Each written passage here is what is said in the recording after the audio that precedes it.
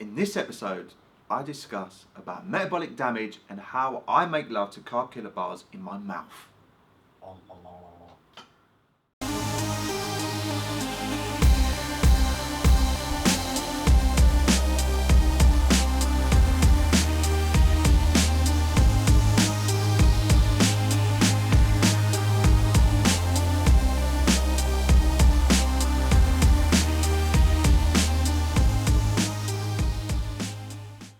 Welcome to episode 8 of Ask the LJs. I'm Luke. And I'm Lawrence. Episode 8. I was thinking, do I have to keep saying my name? But I suppose if you're watching this for the first time, you've got to do it, ain't you? Got to do it. Got to be done. Got to put the work in. Right, Lawrence. Very, very serious time. No joke. No joke time. This is like, you don't mess around on this topic with me. No. Let's go. So, our good friend, Aadam Ali, His real name's Hassan. but he goes by the name of Adam. It's got 2 A's before the D. Because he wants to be different. So Adam is a really good friend of ours. He runs a blog and a website called Physeconomics. And he's been on a podcast. He's been on our podcast as well. We'll link both of those in the show notes. So go check him out if you haven't already. He is one of my favourite ever writers in the fitness industry, and I have really high standards when it comes to writing. So he has asked, okay, seriously, no joke time, are the Grenade CarbKilla bars actually as nice as everyone says? Yes, Adam. They are. He got off the sofa. In all seriousness, so I listened to the podcast with Jamie Alderton and Alan Barrett, who the Grenade. Good bloke. It's like, what was it at 500 quid to He started Grenade with 500 quid. 30 mil? Sold it for 30 mil? We're talking 8-figure sums, certainly. I can't remember the exact one, but it was a lot of money. And it's not 8 figures when it comes to Indian rupee. No, this is pounds Great sterling. British pounds. So yeah, Adam, to answer your question, and even from that, I think Jamie said on the podcast, he goes at an expo and people were going mad about Quest bars. Remember those things, people? Quest bars? Hate Quest bars. Yeah. Well, those were the first sort of which made it to market where people sort of Oh, these don't taste like cocoa flavoured cardboard. Yeah. Right. So what happened, Alan saw that going around, he was like, well, I'm going to make it better than Quest bars, which they have done. Most protein bars taste not very nice. These actually taste nice. There's different flavours. My personal favourite, if you want to send them to 507 Cannon Wolf, Pell Street, Surrey Quays, London, SE8 5EN. Not asking for anything, but this is free. If you want to send donations. Yeah, I'd rather get paid in CarbKilla bars than pounds. Same. And no, we don't accept payment for the SBS Academy and CarbKillas. That doesn't quite work like that. For the show. For the show. So yeah, white chocolate's my favourite one. But again, if we put a spin on it, a market and stuff like that, you could be really good at marketing. And I don't think they've done anything special like this ninja trick tactic which made it blow up. What they did, they just made it the best damn protein bar on the market at the time of recording this. So if you focus purely as a personal trainer on your marketing, I'm really good at Facebook ads, I'm really good at this, but you're crap at personal training, you can only market crap once. The reason why CarbKillas have sort of blown up and the reasons why I make love to them in my mouth on my Snapchat account. They sell them in Tesco's. They sell them in Tesco's. Good. So they've gone down to their distribution channels. They're getting it out into mainstream supermarkets. It's not just the bodybuilders eating because it tastes good. Because it tastes really good. Even things like you see the milkshakes, the Mars and the Snickers one day, they got protein version. People getting a little bit more educated on protein, and that's why Mars and Snickers or Nestle have actually invested in that. So they've got Grenade have done a really good job in just making the product really good. Because if I bought the CarbKilla bars and they were rubbish, I wouldn't have bought them again. No. And that's where, again, that repeat business. So if you put out a crap service, you might fool someone once in purchasing it, but you're not going to fool them twice or 3 times. And eventually word's going to get out that your PT service or whatever it is subpar, and that's when the great thing of the internet as well is that it highlights all the charlatans and the crap stuff. So that's one good thing on the internet. So first and foremost, make sure you've got a great product first of all, and then do what Grenade done, where they've obviously marketed it really well. But also market it to the people that don't already eat that stuff. Which I think is where a lot of secondary. It was you got to hit that market first. You have to hit the fitness market. But going first, back to what you said about personal trainers writing content for other personal trainers and stuff like that. Previous episode. Yeah, previous episode.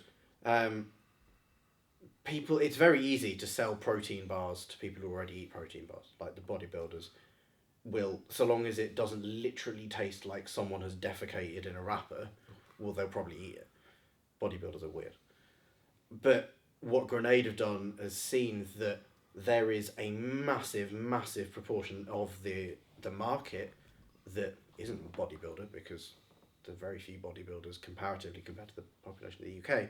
So what they've done is say, right, what do we need to do to tap into the hundreds and hundreds of millions of pounds worth of potential market that is sat there not eating our protein bars? And that is make the best goddamn tasting protein bar ever. So far. May 2nd, 2016. Right, I think that's answered your question, Adam. We want to get on because I want to get two questions in. M-Dog, what are we doing for time? 6:12. Quick, let's do this Quick question. No fluff, man. So, sorry you ever asked this question. Charlotte Fisher asked Charlotte. on Facebook. Bodybuilding related question. How low can I, as a female bodybuilder, feasibly take my calories in competition prep, assuming that I'm still getting around 2.3 to 2.5 grams per kilogram of protein, but have stalled in the latter stages of fat loss at around 12% body fat? Yeah. So if you want to get below 12%, 12% for a female is equivalent to 3% for a male. It's essential body fat. Without at least that much body fat in your body, you would be dead. So over a long period of time. Yeah, I'd say that your method of estimating body fat percentage is probably a little bit out, but but that's the equivalent, 3%, 12%. Yeah. The short answer to this is as low as you need to, assuming that you're still getting enough protein in, and I mean, even for like a few weeks at a time, you can take fat right down. Like getting 10% of calories. Getting on stage, you are going to get adverse effects, as in your hormones will downregulate. There will be other stuff going on. It is just what it is. So we're looking. Drive will be like zilch. So that's the thing. When you how low can you go? What happened with the whole metabolic damage thing? It's like, if any coach has anyone on less than 1,200 calories a day, then you need to be struck off. But in actual fact, I had one client again who won a competition, who weighed like 50 kg. I weigh over 100 kg. So if you look at total daily energy expenditure, or just a BMR or resting metabolic rate and stuff like that, she will naturally need less calories. It just is what it is. So if it means for a week or two, or maybe longer, and I think especially with females as well, if a female sort of overeats, it can be like 50% over. Where if a male overeats by that 200 calories or 300 calories, it could be that they're only over by like 10%. Compared to like their maintenance for the day, this is. When you look at like calorie buffering and say this is maintenance, at their maintenance might be 1,500 calories. If they eat 300 calories more, that's 25%. That's 20% more than what they should have eaten. Whereas if a bloke is dieting on 2,500 calories and eats 250 calories extra, that's only 10%. Exactly. So to answer your question, sometimes you might just have to go to 1,000 calories. But again, what you look at here, and just from experience with coaching females in prep as well as males, because you don't have the luxury of having as much calories as a male, just because of the size of your body, you tend to do more cardio to try and get that, to create that calorie deficit, rather than, because you don't want to keep going low. No. But if it means that you're 2 weeks out and you need to go below 1,000 calories, then it might be that you need to go below 1,000 calories. I'm not saying it's the best way to go, but first of all, you should start off with having a long enough time to get down to stage ready leanness. Now it depends on your category, if you're bikini or fitness or whatever it is, you need to take that into account. So if someone comes to me and they're like high body fat percentage and they've got a lot to lose and they want to do it in 12, 14 weeks, I'm like, no. Even like our 3DMJ friends, who most people in the industry be like, wow, they prep people for far, like long periods of time. But then if you're looking at some numbers wise, you probably want to look at weight loss between 0.5 and 1%. The more body fat you have, obviously the more weight you can lose because you've got more body fat to lose. But if we're looking at contest prep clients, again, you're going to be on that low end of that 0.5. So work out roughly what your body fat percent is, not 12%, because it's probably not 12%, even though we can't see you. And then working out, right, how long would it take for me if I lost 0.5% weight to get down to that sort of body fat percentage, and using that as your guided estimate time. Again, if you need to do more cardio, you're going to need to do more cardio. Again, it's not the whole metabolic damage thing. I think it's damaged the industry in regards to coaches now are scared to give them cardio. Yeah. Because like, you can get lean without doing cardio. Yes, you can do if you're a big man with a large amount of muscle mass. Then you could probably do a prep with either very little cardio or just cardio near the end.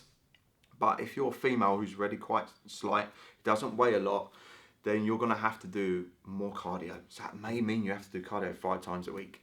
What I would also say is bear in mind how you're measuring your fat loss.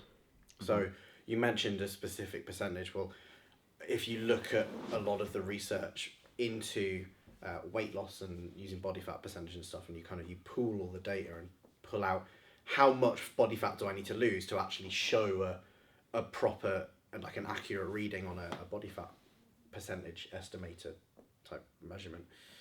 You tend to need to lose about 5% body fat to actually show a reliable downward trend in the data.